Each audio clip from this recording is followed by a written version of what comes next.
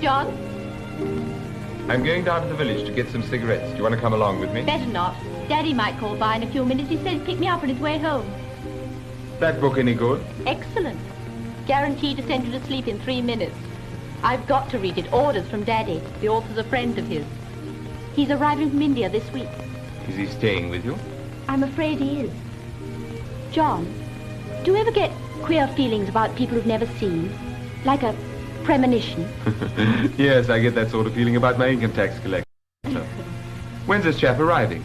Saturday. I'll come and lend you moral support. If you've gone by the time I get back, I'll see you on Saturday afternoon.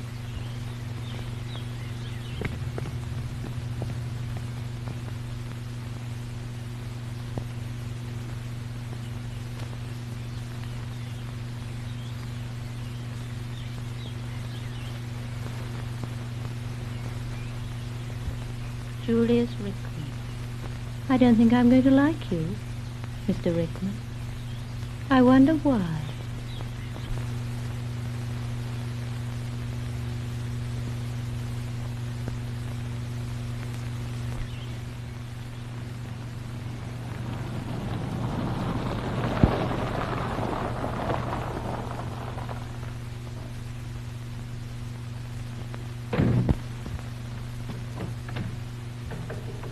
Good afternoon, Park. Good afternoon, sir. I trust you had a pleasant journey. Yes, thank you. Where's Mrs. Amersley? In the drawing room. There's a telegram for you, sir. Oh, thanks. Thank you.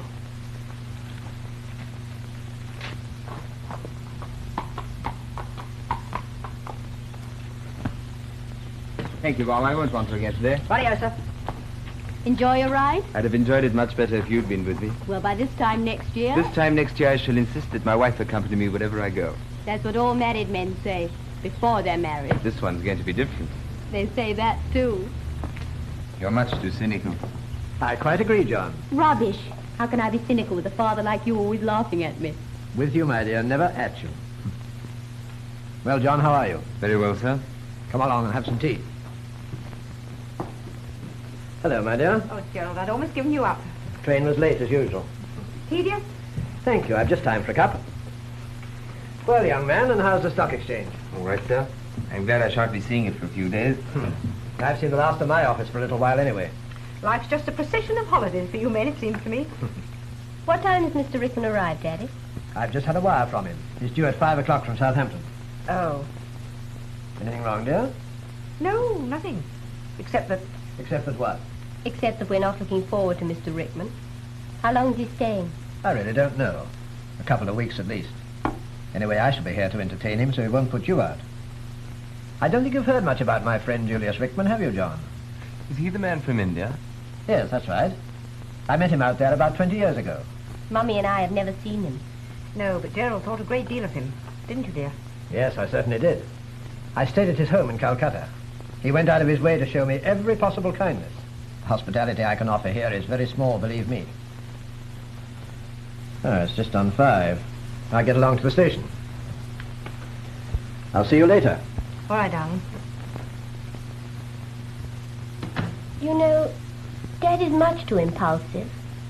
I think all this hero worship of his little pet from India is a wee bit nauseating. Oh, darling, I don't think you can call it hero worship. Your father simply admired Mr. Rickman, that's all. And he was very kind. Well, I must go and see Cook.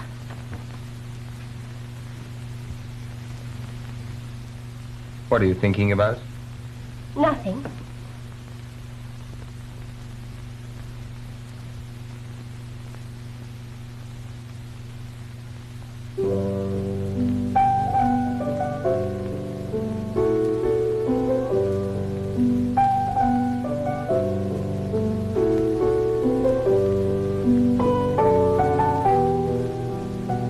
Remember this? Of course. Just lately, Yes. I wondered whether you did. You used this tune as an excuse to start up our first conversation. Did I? I always thought it was the other way around. Well, anyway, it's our tune, darling. I'm not likely to forget it. John, do you ever feel that you want to be quite alone? Is that a hint? Not this time. But it has happened to me. It may happen again. Life gets very involved sometimes, and when it does, I like to go away and sort things out on my own. Can you understand that? I think so. We all get like that sometimes. Is that what you were doing when I met you at Silver Lake? Yes. Silver Lake's my favorite sorting out place. I'll bear that in mind. You can come and fetch me next time, Mr. Matthews. I will, Miss Hammersley.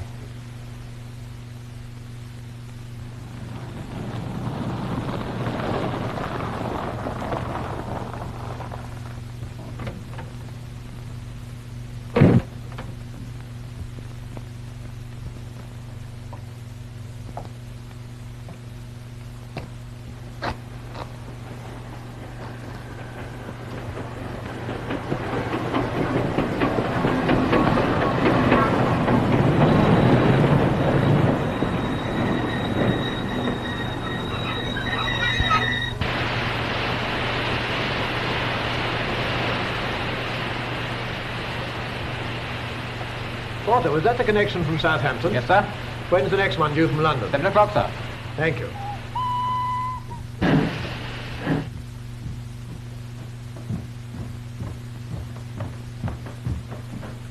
Auntie! Auntie! Gloria, you ought to be in bed, child. I've come down to say good night. Where's Daddy? He's gone to the station to meet Mr. Rickman. Hasn't he arrived yet? We're not going to like Mr. Rickman, are we, Aunt Doris? Now, what put that idea into your head? I heard Anne telling Cook. She said everyone's made up their minds not to like him. Anne talks far too much. Women usually do, don't they? Gloria's come to say good night. Good night, my sweet. Good night. Mummy, can't I wait up for Mr. Rickman? No, darling, you'll see him in the morning. Now, run along. I do wish my family wouldn't treat me like a child. Oh, you'll grow up quite soon enough, my pet. Good night. Good night. Good night, darling. darling. You know, the longer I have to wait for Mr. Rickman, the more intrigued I am at the prospect of meeting him. I can well understand Gloria's feelings. Morbid curiosity. Not at all.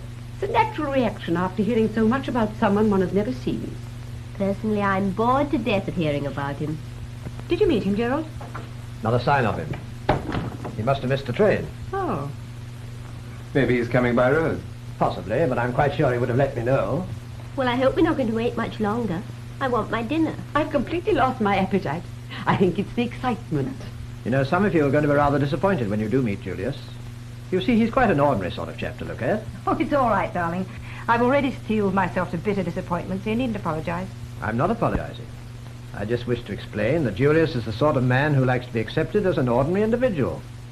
Not as a sort of demigod or ogre. In other words, he won't mind stooping to our level. There's no need to be sarcastic, Doreen. I'm sorry, Daddy, but He's the last person in the world to expect all the attention to be focused on him. For some reason or other, you've all built up grotesque illusions about him. you've done that for us. What do you mean? Well, you're always harping on about him, Daddy, so we're bound to be prejudiced. Oh, why? Why is one ever prejudiced against someone one's never met? It's the way they're dished up in advance, isn't it? I don't like the suggestion that Julius has been dished up. Thank you. He may surprise you. He probably will surprise me. Mr. Rickman.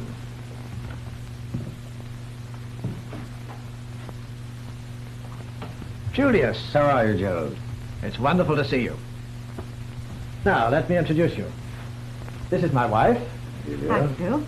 my sister, and my eldest daughter. Oh, and this is John Matthews. How do you do? Do sit down, Julius. What happened to you?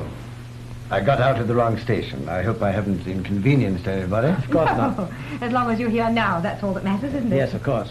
Now, what will you have? A cocktail, sherry, or a whiskey? Whiskey, thanks. Right. Did you have a pleasant journey, Mr. Rickman? Yes, thank you. But how was India, Mr. Rickman? As warm as ever. Glad to be back in England, Mr. Rickman?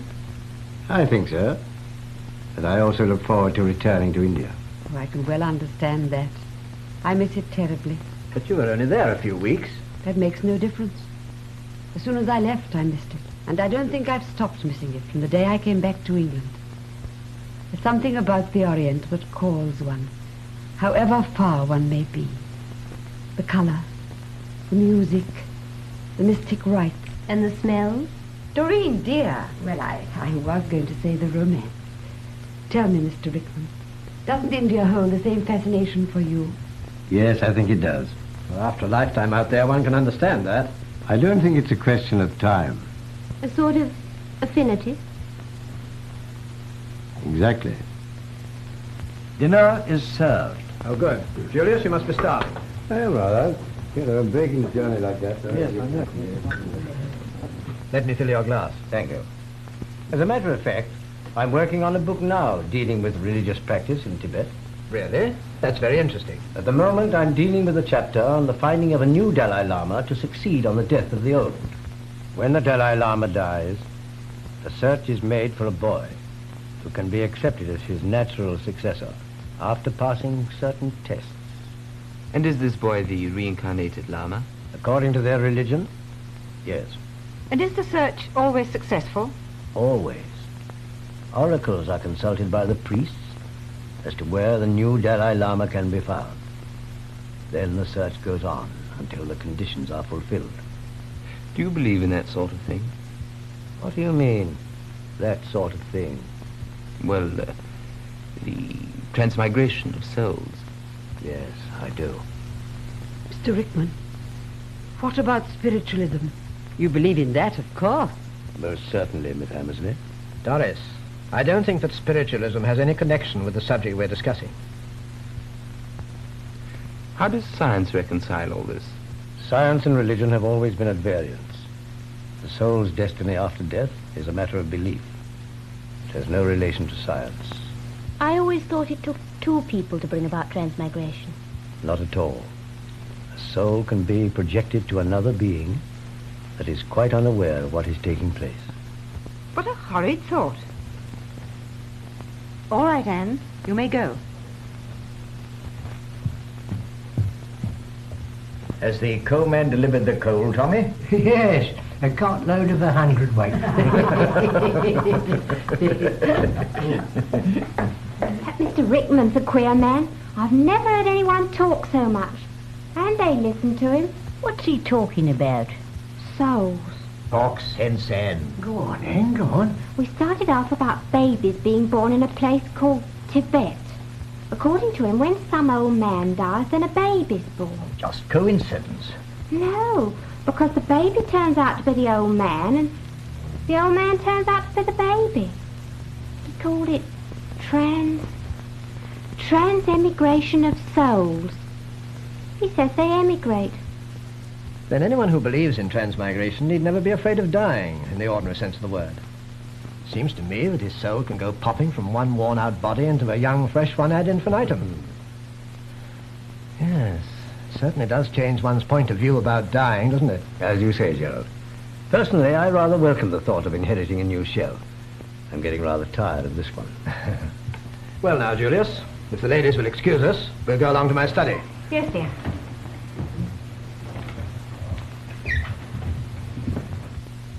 Well, I must say he certainly lived up to all my expectations. I think he's the most enchanting man I've ever met. I must get him on his own sometime. You will, dear. He's going to be here for weeks by the look of things. It's at moments like this that make me wish I were 20 years younger. I wish you were too, darling. You'd feel less romantic.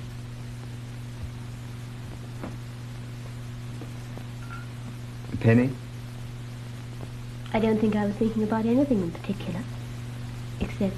Yeah. Except how lucky I am. What do you mean lucky?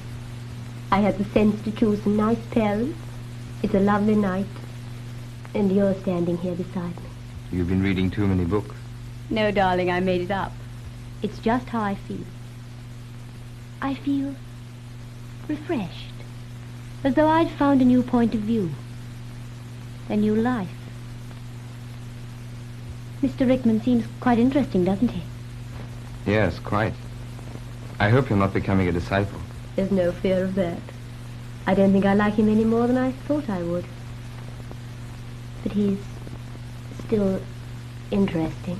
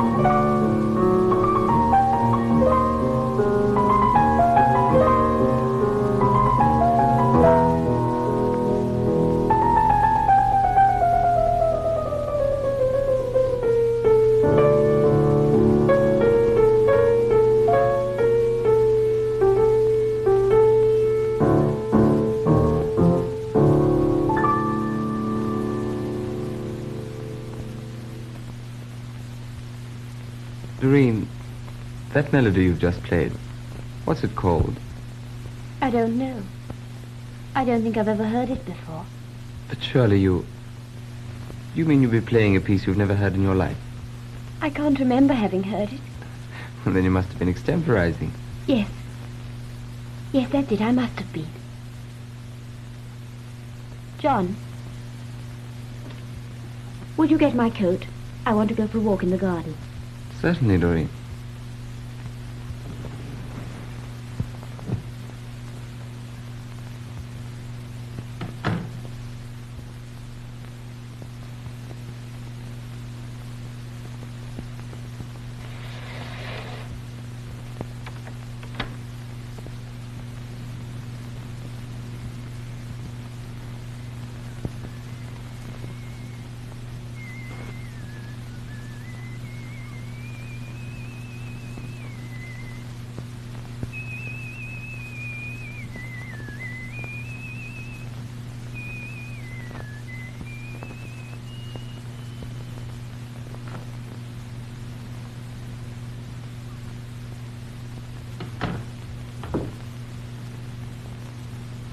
Doreen, what is it? What's the matter with you? I thought I heard something. It frightened me a little. You're right, John.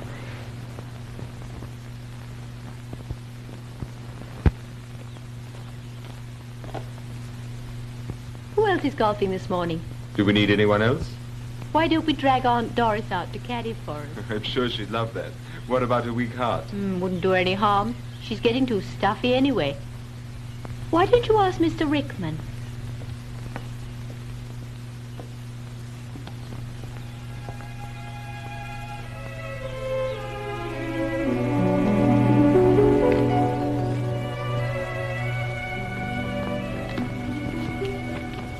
Good morning, Mr. Rickman. Good morning. I've been looking everywhere for you. I thought of going back to the house. It's such a lovely day.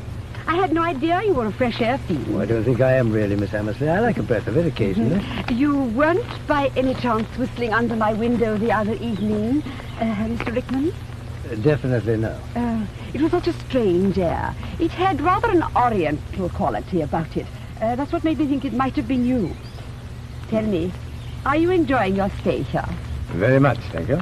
I've been wanting to get you on your own ever since the day after your arrival. But you've always been so preoccupied. I think I know why you wanted to speak to me. To tell you the truth, I've been purposely trying to avoid you. Oh. You gathered from my conversation that I am a spiritualist. That's quite correct. I have practiced spiritualism, certainly, but only as a favor to my most intimate friends. Then I hope I may qualify as a friend. I hope so. As a matter of fact, I think it's possible we might be of mutual assistance to each other. I hardly hope to qualify so quickly. But before I can help you, I must ask you one or two questions which I don't want you to mention to anyone. Please ask me anything you wish. Has there been a man in your life? Oh, yes, indeed. Many? Oh, no. Only one. Oh. Have I disappointed you? Not at all. Won't you sit down? Would his Christian name begin with C? How astonishing. And end with C? Mr. Rickman. Cedric, am I right? Yes, yes, Cedric.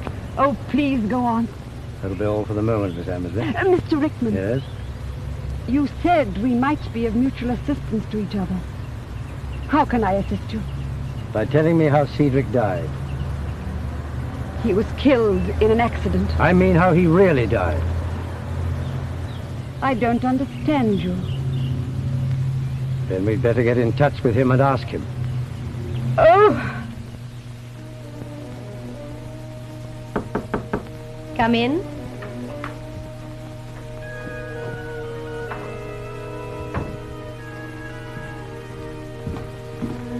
You ready?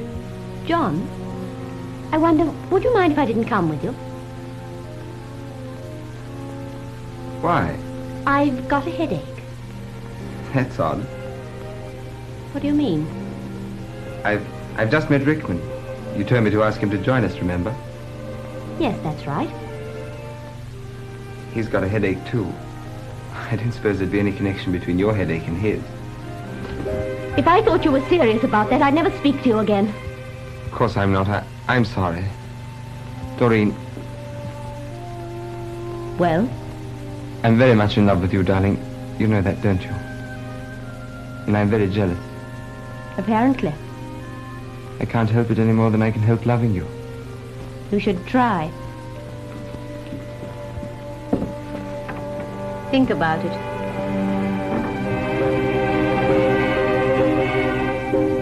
Good morning, Mr. Rickman. Good morning to you, Miss Hammersley. Did you enjoy your morning ride? Yes, thank you.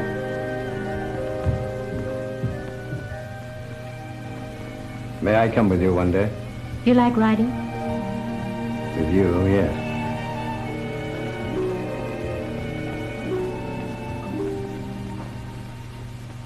Cigarette, Mr. Matthews? No, thank you.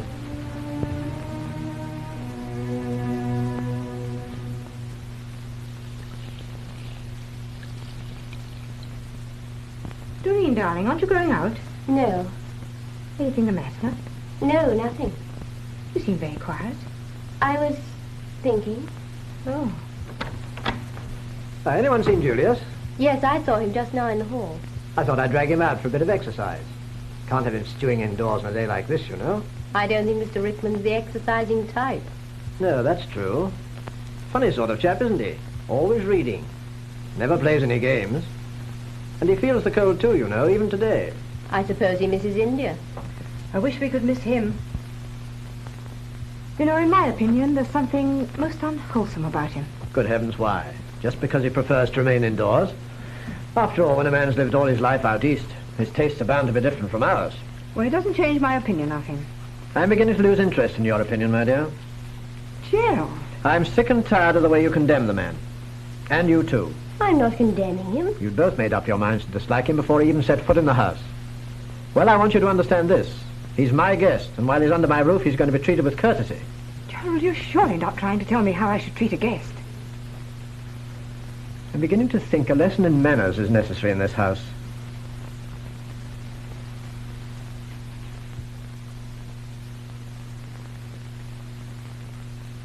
Well, that's funny.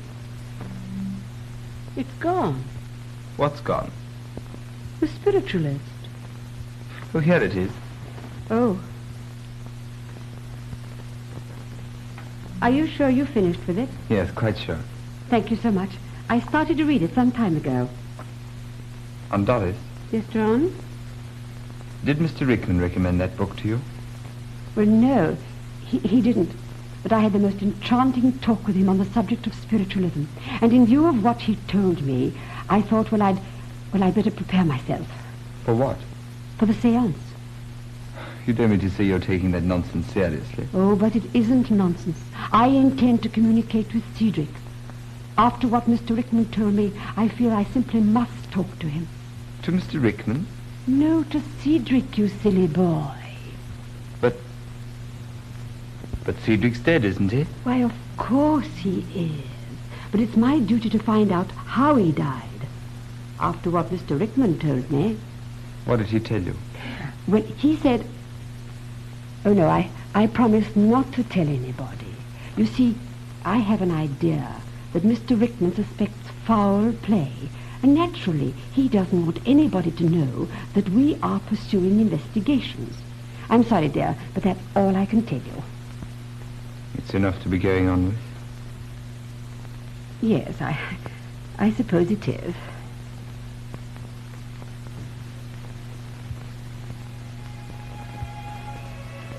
Daddy, don't you think you owe Mother an apology? No, dear, I don't think so. Well, I do. You know, ever since I can remember, I've only known you to have true quarrels. One was just now. The other, many years ago when I was a little girl. Do you remember? No, I'm afraid I don't. Well, I remember.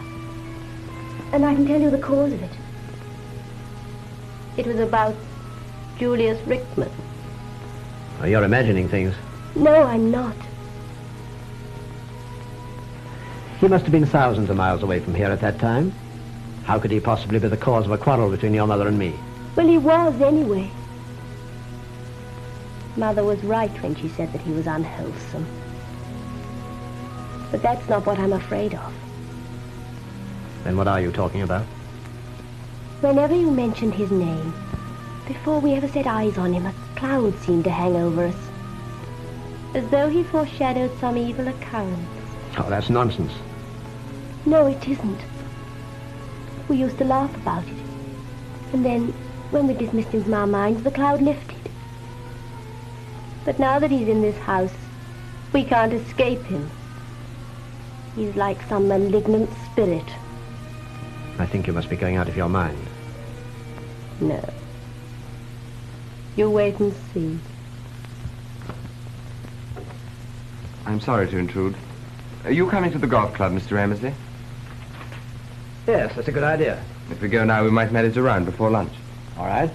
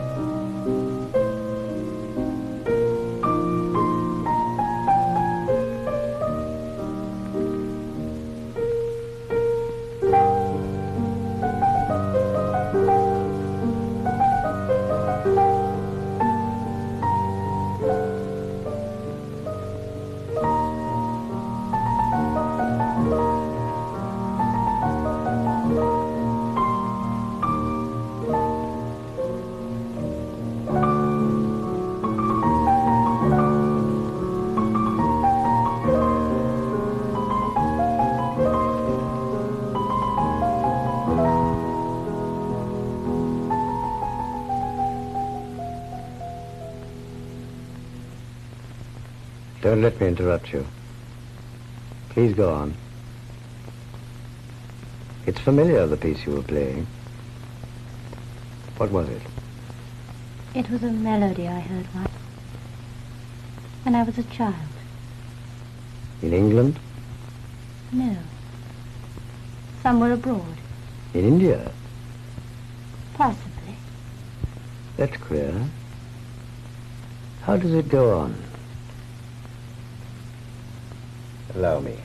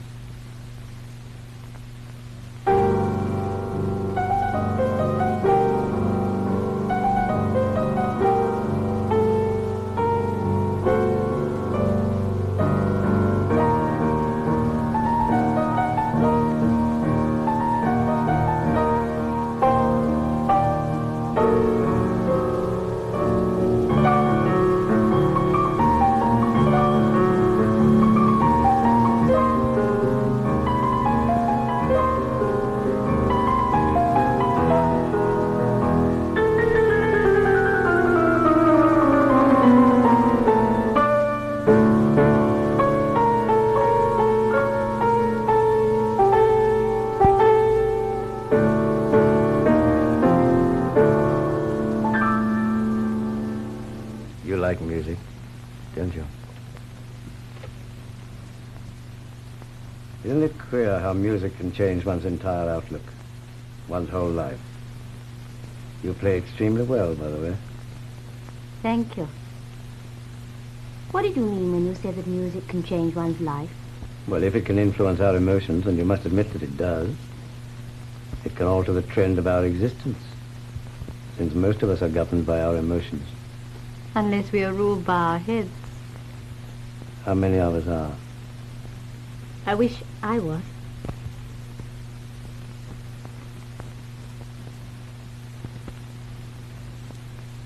Mr. Rickman. Wouldn't you prefer to call me by my Christian name? It's less formal. I like formality. Mr. Rickman, I was wondering if you could give me a little advice. I hope so. That tune bothers me. I only play from music, never by ear and only very seldom from memory. How is it possible for me to play something I can remember only very remotely. Because when you did hear it, it impressed you more than you realized at the time. It lay buried until something happened to project it to the front of your consciousness. What happened? You see, it's my favorite piece of music. I don't understand. Music is a series of vibrations. Every note that has ever been played goes on vibrating into space. Every human being that has died continues to exist in some other shape that is alive. You really believe that, don't you? Certainly. Isn't the very idea of creation futile if one has no belief in its continuity? Yes. But some people prefer to believe in... In an afterlife? Yes. In heaven, perhaps. I like to believe there's such a place. You like to believe in fairy tales until you grow up? No one can prove the existence of an afterlife, any more than you can prove what you believe. One just has faith, that's all. Exactly. But you're wrong where I'm concerned. Can you prove what you believe? I think so. But I don't intend to. Just yet. Your Aunt Doris is an interesting character. I suppose she is. I hope she hasn't been worrying you. Good gracious, no. I regard her as a case. I'm sorry. I always refer to people who approach me with their problems as cases. I shouldn't really. I'm not a psychiatrist. I suppose Aunt Doris has told you about her fiancé. The one who died about 20 years ago. There was only one. Aunt Doris was older than he, and... Your father bitterly opposed the marriage. You seem well informed about it. Well, your aunt was very loquacious on the subject of her fiancé. She is on all subjects, or completely silent. She wants you to arrange a séance for her, doesn't she? I believe so. She's been trying to communicate with Cedric for years. I imagine she regards you as a heaven-sent medium. You're not going to pander to her, are you? Why not? I don't think it would be good for her. She's too emotional. Why do people frown on emotion? Because they're afraid of it. Are you afraid of it?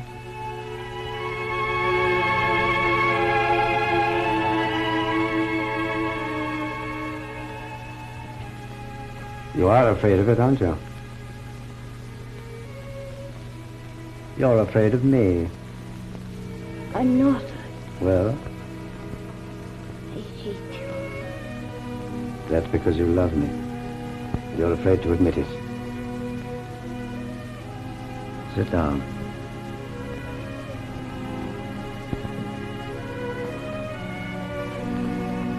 The other night you spoke of an affinity between the East and those who love the East. I believe the same sort of thing exists between you and me. And music, which Shakespeare calls the food of love, spans the distance that separates your age and mine. That is why you can remember our music. Its vibration surged through both of us. Don't be afraid. Please don't be afraid. I love you.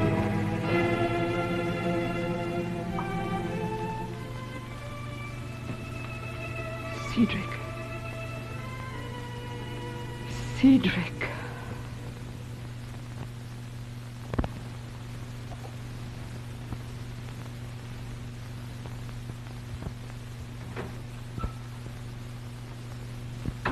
Oh, there you are, Julius.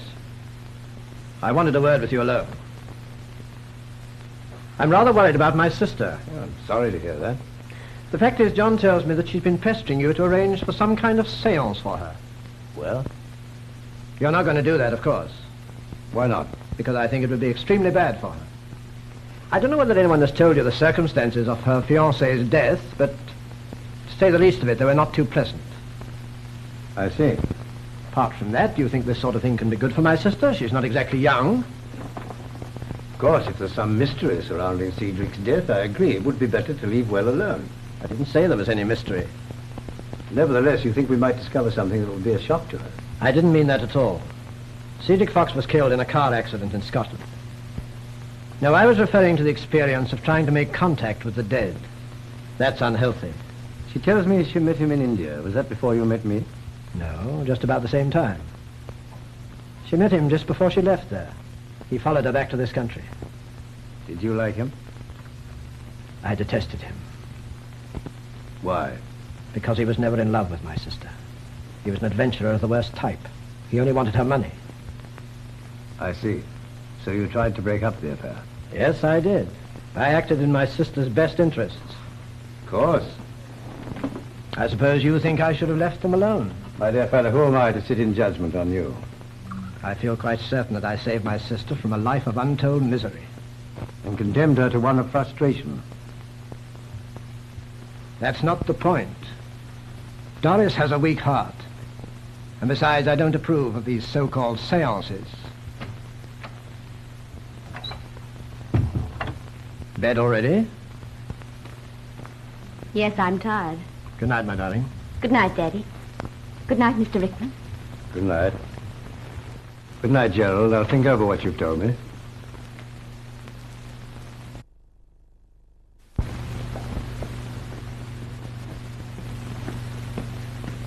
Doreen?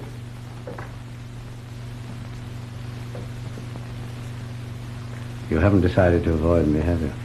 I haven't decided not to. Do you still hate me?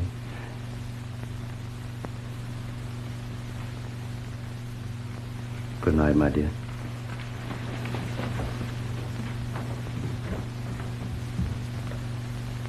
Don't try and be too clever, Mr. Rickman. I beg your pardon. What are you trying to do to this family? I don't think I understand you. I'm sure you do. You've been a guest in this house for 3 days.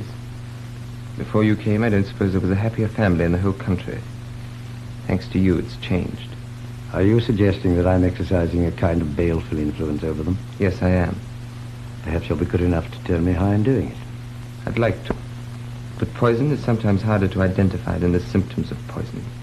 You flatter me, Mr. Matthews. You also bore me. Just a moment. I want to give you a word of advice.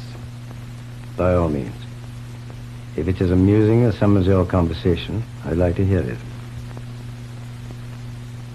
Keep away from Doreen. Is she your personal property? I said keep away from her. Now, I wonder what you'll do if I refuse. You've got a good imagination. You'd better use it. I will use it, my friend. Make no mistake about that. As a matter of fact, I think I will take your advice. Though, of course, I can't guarantee that she'll keep away from me. Women are such queer creatures, aren't they? Simply no telling what they'll do next. Especially when they're in love.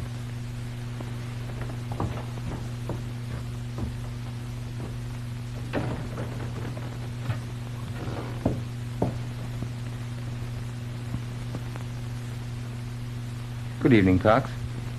Good evening, sir. Has Mr. Amersley retired? No, he's in the library. Excuse me, sir. What is it? I know this is hardly my concern, but I'm rather worried about Miss Doris. She seems to be acting very strangely lately. In what way? She started talking to herself. I overheard her this evening. What about it? A little unusual, don't you think, sir? Not at all. Haven't you ever talked to yourself, Park? Well, sir, Haven't you? If you put it like that, I suppose... Of course you have. And if you do it, there's no need for you to be concerned about Miss Doris, is there? In my case, sir, I can assure you that I take the precaution of being the only person present. I hope you don't mind my mentioning it, sir. As far as the master's concerned, I feel I cannot broach it to him. So I thought that... Yes, Park? That under the circumstances, you might wish to say something yourself. Under what circumstances? I was thinking of Mr. Rickman, sir. Poison is sometimes harder to identify than the symptoms of poisoning. Thank you. I couldn't have put it better myself. I couldn't help overhearing your conversation with Mr. Rickman, sir. Good night, Park. Good night, sir.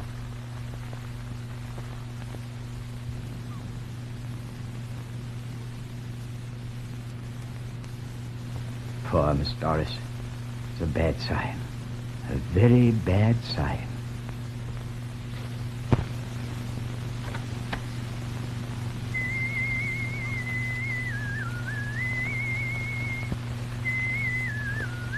Julia. Julia.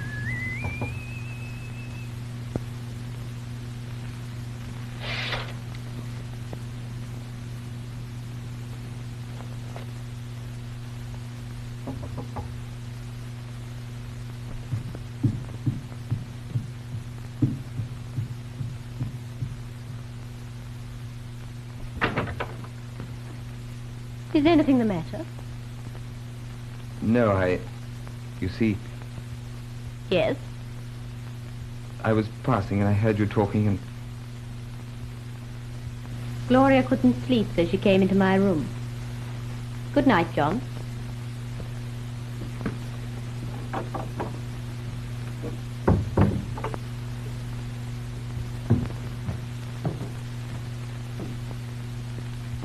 Good night, Mr. Matthews. I hope you sleep well.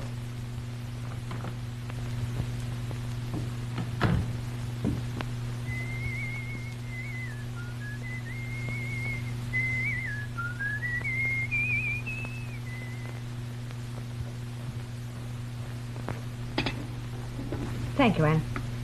Is Mr. Rickman coming down to breakfast, madam? No, I don't think he is. You might take him some up, will you? Yes, madam.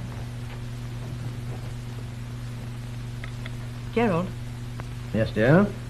do you mind telling me how long that man's going to stay? I really don't know. He hasn't said.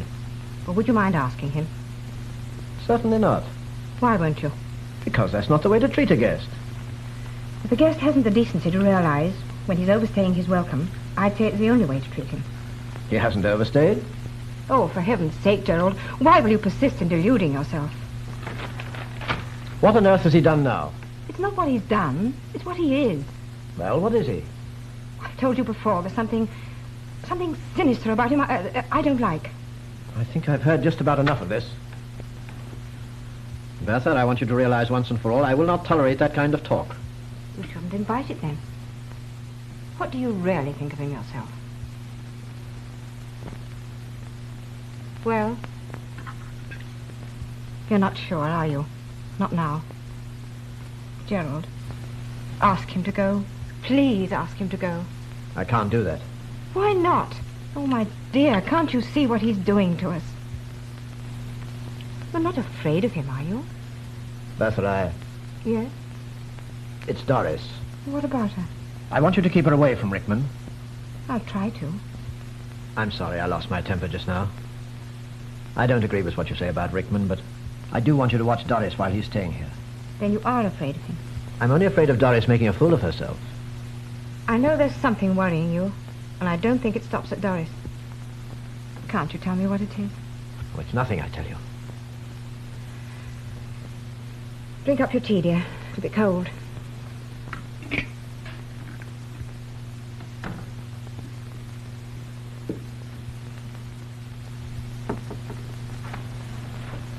Yes, Miss Hammersley? Do forgive me, Mr. Rickman, but I felt I simply had to see you. I trust you slept well, by the way. Very well, thank you.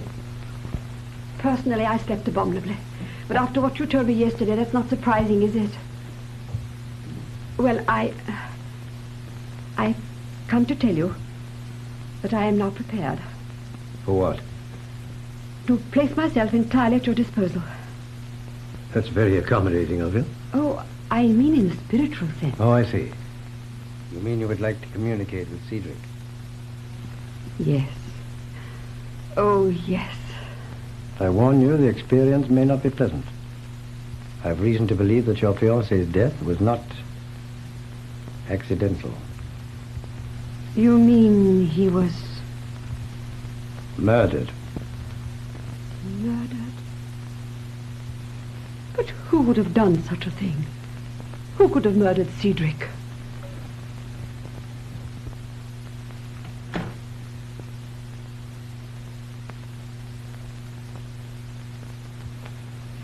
Miss Hammersley, cast your mind back 25 years ago.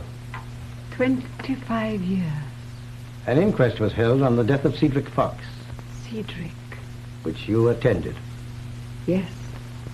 It's just like yesterday. with your brother Gerald, who was also with your fiancé when he was killed.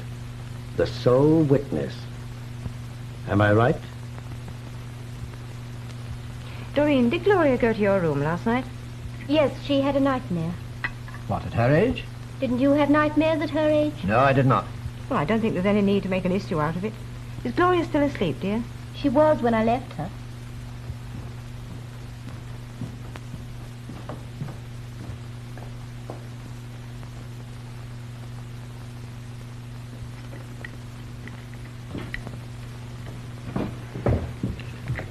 Good morning, Bertha. Morning, Doris. Morning, Doreen. Morning. Gerald.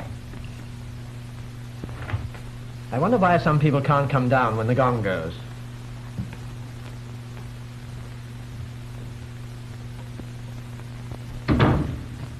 Gerald's changed, hasn't he? In what way? Just changed. I think we've all changed a bit. Don't you? Of course not. Your father may have got out of bed the wrong side this morning, but we all do that at times. Whenever I find myself in danger of doing it, I try to resist the temptation of getting up at all. Yes, dear. Last year you resisted it successfully from January till August. No, thanks. Just a quick cup of tea. Why quick? Oh, nothing. Nothing, Bertha. Where's John this morning? I think he's gone riding. I hope you two haven't been quarrelling. We don't see you together very much these days. Aunt Doris, for heaven's sake, stop prattling. Doreen. Excuse me. Have I said anything?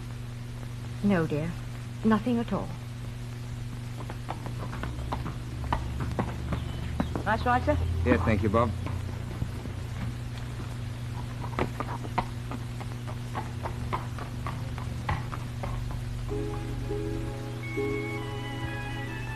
Have you had breakfast? Yes, thanks.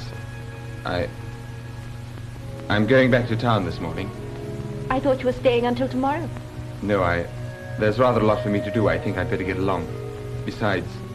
Yes? Doreen, I'm awfully sorry about last night. I don't know what came over me. Don't you?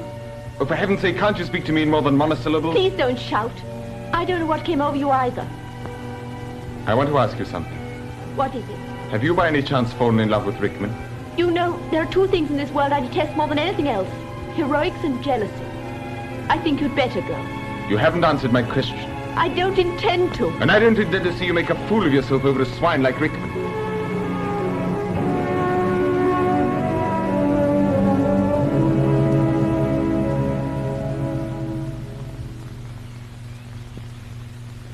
Hello, my dear. Not golfing this morning? No. Daddy, when Cedric Fox was killed, did you attend the inquest? I did, yes. You were the last person to see him alive, weren't you? What exactly are you driving at? I want to know what happened at the inquest. It's all rather involved. I can't remember all the details. Did they return a verdict of accidental death? Yes, of course. Was there ever any suggestion of murder? What put that into your head? Who the devil's been...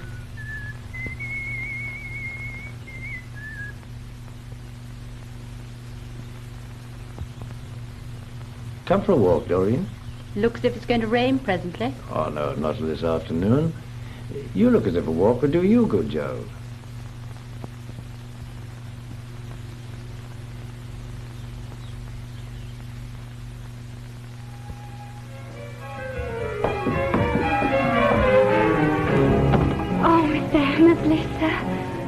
What is it, Anne? Oh, Mr. Hammersley, something awful's happened. What's the matter? It's Miss Doris, sir. She's dead. I took up her milk and she's dead.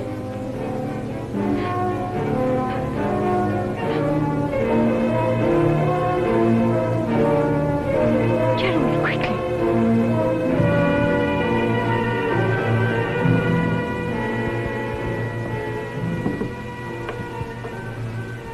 What's happened? It's Aunt Doris. Really? I am sorry.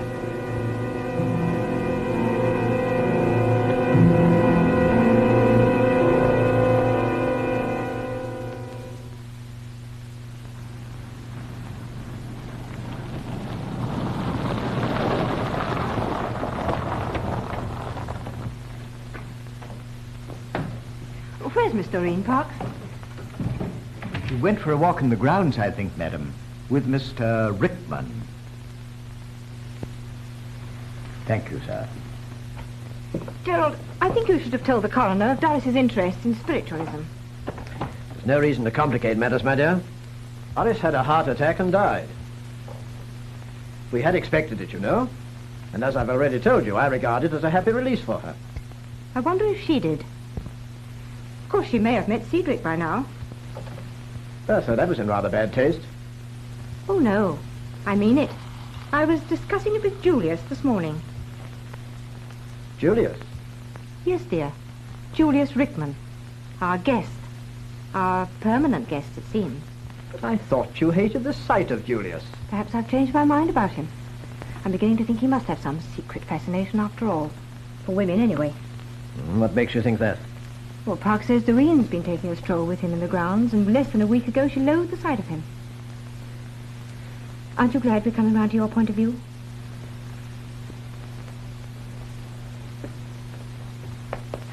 I understand from Julius that he had a séance with Doris on the afternoon of the day she died.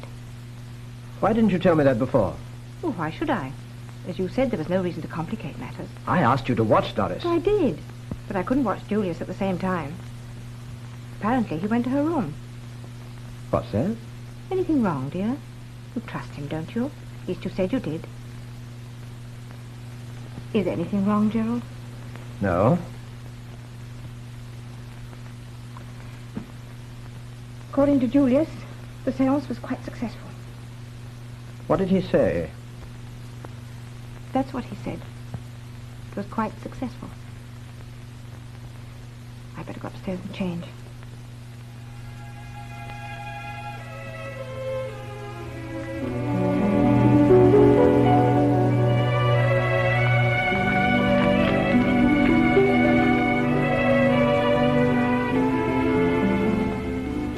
Dory, are you still thinking about John?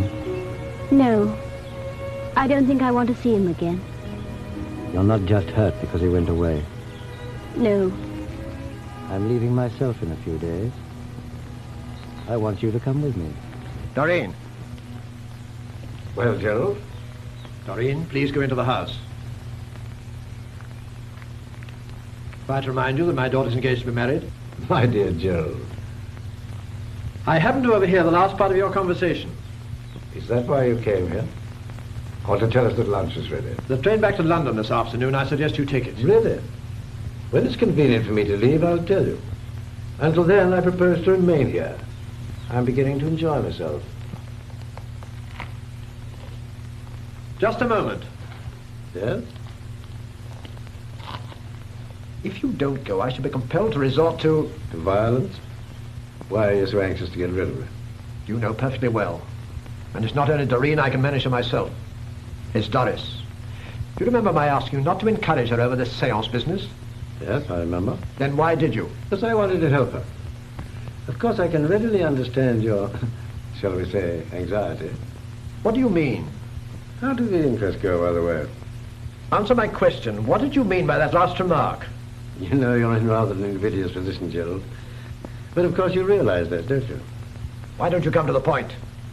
Half an hour before your sister was found dead, you went into her room. How do you know? Because I saw you. Was she all right when you left her? Quite all right. I went in to say goodnight. You told the coroner that, of course. I don't know what you're talking about. I don't think you did, you know. Why didn't you? That's my business. It was also the coroner's. If some motive for murdering her were established, I think he'd be very interested to know why you withheld that information. Then if someone were quietly to suggest that you had a good reason to smother her... I don't know what you're getting at. I know why you didn't want me to put Doris into touch with Cedric Fox. You were afraid we'd find out that you killed him. Well, Gerald, we did find out. I don't believe you. Doris would have said something to me. Oh, no. She was afraid you'd find out about the séance. You and I know that, Gerald. No one else would believe it. You must be raving mad. The construction I can see would be this. You went to your sister to say goodnight. That we'll accept. Then she told you about the séance. I tell you, she told me nothing. I believe you, Gerald. But suppose somebody put their view forward. She accused you of murdering Cedric Fox. So you murdered her. You can prove nothing. I'm innocent. Entirely innocent?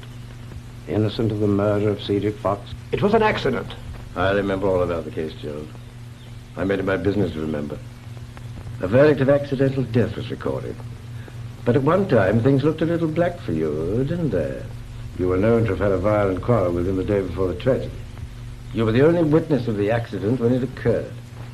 In fact, he didn't fall over the cliffside as he was supposed to have done. You pushed him. I deny it. Every word of it. I don't blame you. I deny it myself. Anyway, you needn't worry about Cedric. Murder number 1 is now history. It's only interesting insofar as it embodies a motive for murder number 2. You can only be condemned once, can't you?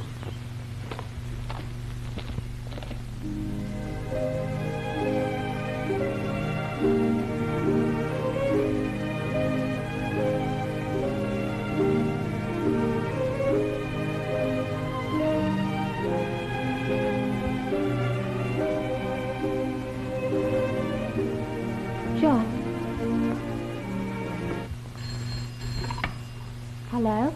Annesley Manor? Yes, sir. Hold on a minute. It's for you, madam, Mr. Matthews. Thank you, Anne. Hello, John. Yes? About Rickman. Where are you now?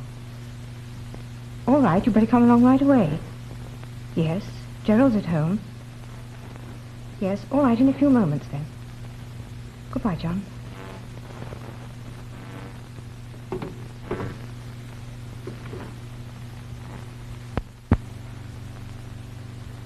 Where's Doreen? I don't know. She's probably in her room. I've got to talk to her. Wait a minute. Is it about Rickman? Yes, it is. Don't you think you're being a little unwise? I know what I'm doing, my dear. Listen to me, Gerald. If you want to play right into Rickman's hands, then forbid Doreen to have anything to do with him. I've got to protect her. As long as Rickman's in this house, we're all contaminated by him. You and I and Doreen. He poisons the atmosphere. Get rid of him, Gerald. For heaven's sake, my dear, what kind of ghastly hold has he got over you? I'm sorry to bother you at a time like this, but I must speak to you about Mr. Rickman. Well? When I got back to town the other day, I made some inquiries about him. What was your reason for doing so? I'm afraid you won't think it a very good one. I took a dislike to Rickman from the moment I first met him. I regarded all that stuff about spiritualism and reincarnation as the kind of talk one would expect from a cheap fake. But it also occurred to me that he was using it for some malicious purpose of his own. What gave you that idea? Mr. Amersley, some queer things happened during the Easter holidays. There were quarrels, and they're unusual in your family. Your sister died, and Doreen practically broke off her engagement to me. In each instance, I traced the cause either directly or indirectly to Rickman. I went away filled with nothing but hatred for him and thought if it was possible to discredit him, I would. Go on. When you first met Julius Rickman, what was the name you knew him by? The same as he uses now. Then you didn't know that his real name is Julius Fox. Fox? Rickman changed it about 25 years ago, presumably just before you met him. He'd embezzled a large sum of money and disappeared. The police would still be interested to know that he's back in this country. And Julius must be the brother of Cedric Fox. Cedric Fox? Yes. I read the case. That was one reason why I was determined to stop Doris from marrying Cedric. I knew he was tarred with the same brush as his brother. Come in. Miss Doreen asked me to give you this note after she left, madam. Left? Yes, she went off in her car just before Mr. Matthews arrived. All right, Jennifer. Thank you.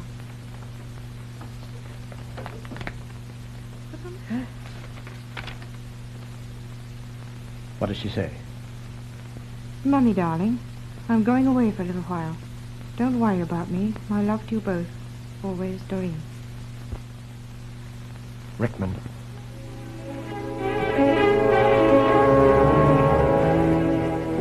You can come and fetch me the next time, Mr. Matthews. Gerald! Don't. You may be wrong.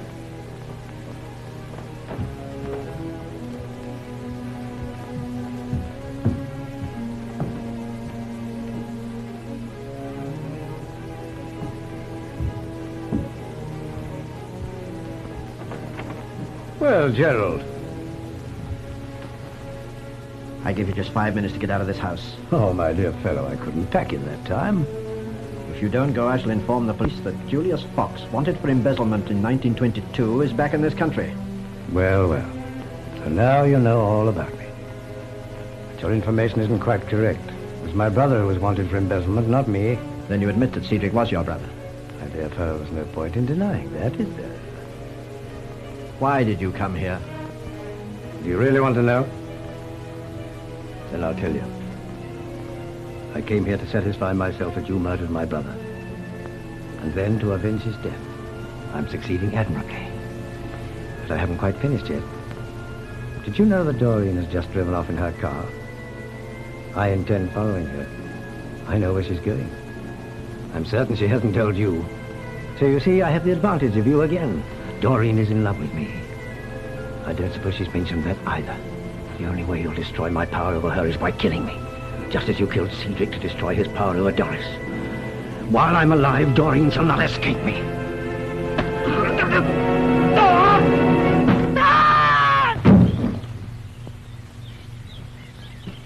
Mr. Fox, there's been an accident. It's Mr. Rickman.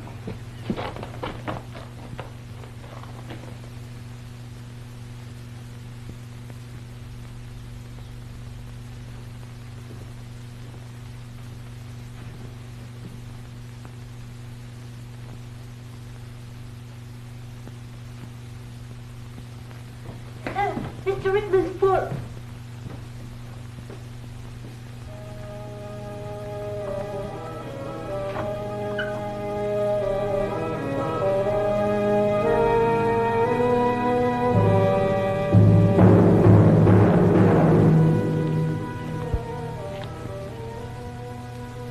It wasn't an accident this time, Gerald.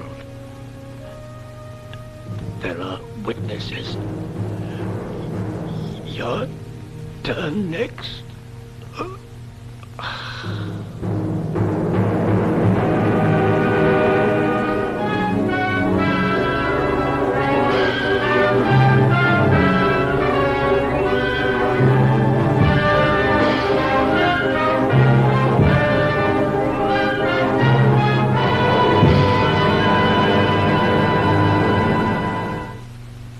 Will the foreman of the jury stand?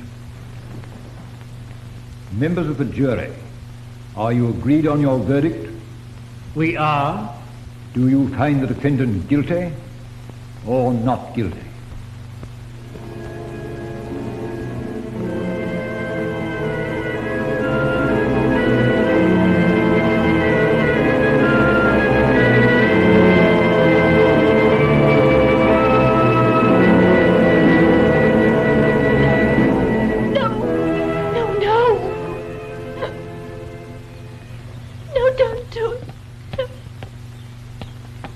Wake up, darling.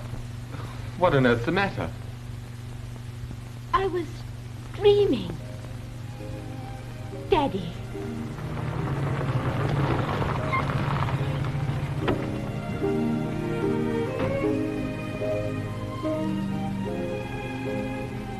Daddy, I'm so glad to see you again.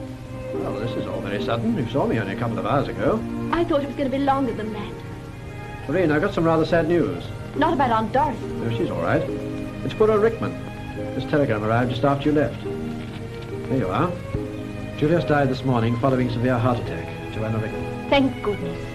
Lorraine, what do you say? Nothing. I'm so sorry to hear about it. Who's Joanna Rickman? No, his wife. I've asked her to come and stay with us directly the funeral's over. We must all do our best to make her feel at home. Now we must go.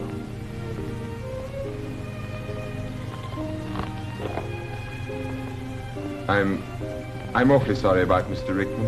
Yes, it's very sad, isn't it?